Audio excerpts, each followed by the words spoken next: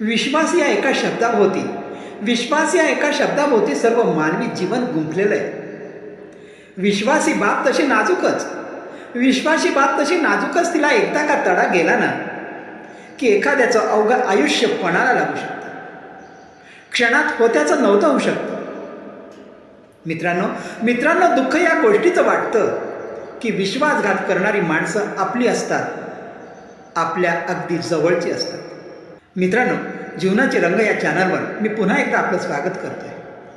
आजच्या व्हिडिओचा विषय आहे विश्वासघात. विश्वास हा खरं तर खूप लहान शब्द आहे. तो उच्चारण्यासाठी 1 सेकंद पुरेसा असतो हो, पण तो मिळवण्यासाठी सारं आयुष्य पणाला लावलं ना तरी तो मिळतोच असं नाही. आजचा काळ खरंच खूप विचित्र आहे आणि तो विस्मयकारक बदल घेऊन आला आहे. भावाचा स्वतःच्या भावावर, बापाचा आपल्या मुलावर विश्वास आढळण्याचा झाला आहे. भावाचा स्वतःच्या भावावर तर बापाच्या आपल्या मुलावर विश्वास आढळण्याचा झाला आहे. खरं तर माणसाचं नातं हे एकमेकावर असलेल्या विश्वासावर अवलंबून असतं. तसं पाहिलं ना तर विश्वास आणि नातं यात अगदी जवळचा घरोबा आहे हो.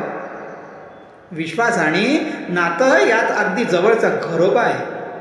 एखाद्याशी नातं नसलं तरी चालेल, पण एकमेकावर विश्वास जरी ठेवला ना तरी नात्याची गुंफण आपोआप तयार होईल याची खात्री वाटते. खरं तर जगात अशा दोनच गोष्टी आहेत ज्याचा कधीच अंत होत नाही. त्या कोणत्या माहिती आहे? एक म्हणजे निस्वार्थ प्रेम आणि दुसरी गोष्ट म्हणजे विश्वास. खरं सांगू, विश्वास या एका शब्दाभोवती सर्व मानवी जीवन गुंफलेलं आहे. विश्वास ही बाब तशी नाजूकच. तिला एकदा का तडा गेला ना की एखाद्याचं अवघं आयुष्य पणाला लागू शकतं. क्षणात होत्याचं नव्हतं होऊ शकतं. दुःख मित्रांनो या गोष्टीचं वाटतं. नेहमी दुःख या गोष्टीचं वाटतं की ही विश्वासघात करणारी माणसं आपली असतात, अगदी जवळची असतात. काही तर रक्ताच्या नात्यातली असतात हो, ज्यांच्यावर आपण जीवापाड प्रेम केलेलं असतं. हीच मंडळी जेव्हा आपल्या प्रेमाला तुडवत, भावनांचा कडेलोट करत आपल्या विश्वासाला तडा देऊन विश्वासघात करतात ना, तेव्हा खरंच खूप वाईट वाटतं. स्वतःचा सुद्धा खूप राग येतो. पण जे व्हायला नको असतं ते घडून गेलेलं असतं. मित्रांनो, माझ्या मते या जीवसृष्टीत विश्वास हा शब्द व त्यातील भावना फक्त मानवालाच उपयोगाच्या गरजेच्या असाव्यात असं वाटायला लागतं. अन्य जीवांना या विश्वासाशी काही देणं घेणं नसावं हो. कारण विश्वास व विश्वासघात हे शब्दच माणसाव्यतिरिक्त बहुतेक अन्य जीवांना ज्ञात नसावेत व त्यांची आवश्यकता सुद्धा नसावी. विश्वासघात प्राणीसुद्धा करत नाहीत हो. खरं तर माझा तुझ्यावर विश्वास आहे हे आपण नेहमी म्हणतो ना. हे म्हणणं सोपं वाटत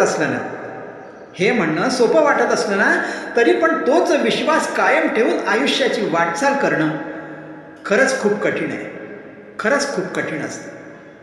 एक वेळ केलेली चूक सुधारता येते, पण गमावलेला विश्वास परत कसा मिळवणार? खरंच हे महाग कठीण काम असतं. मानवी इतिहास विश्वास आणि विश्वासघात या दोनच शब्दाभोवती फिरत आला आहे आणि अजूनही अव्याहतपणे फिरतोय. शरण आलेल्याला माफ करणे ही आमची संस्कृती आहे. म्हणूनच 16 वेळा युद्धात हरलेल्या मोहम्मद घोरीला त्याच्या बोलण्यावर विश्वास ठेवून पृथ्वीराज चव्हाणाने प्रत्येक वेळी माफ करून जीवानिशी सोडलं ना. पण मित्रो, 17व्या वेळी जेव्हा जयचंदाने केलेल्या विश्वासघातानेच मोहम्मद घोरीशी झालेल्या युद्धात हरलेल्या अल्पवयीन पृथ्वीराज चव्हाणला आपला प्राण गमवावा लागला, आपला जीव गमवावा लागला. आपल्याला या धुरंधराने 16 वेळा माफ करून जीवानिशी सोडलं हे घोरी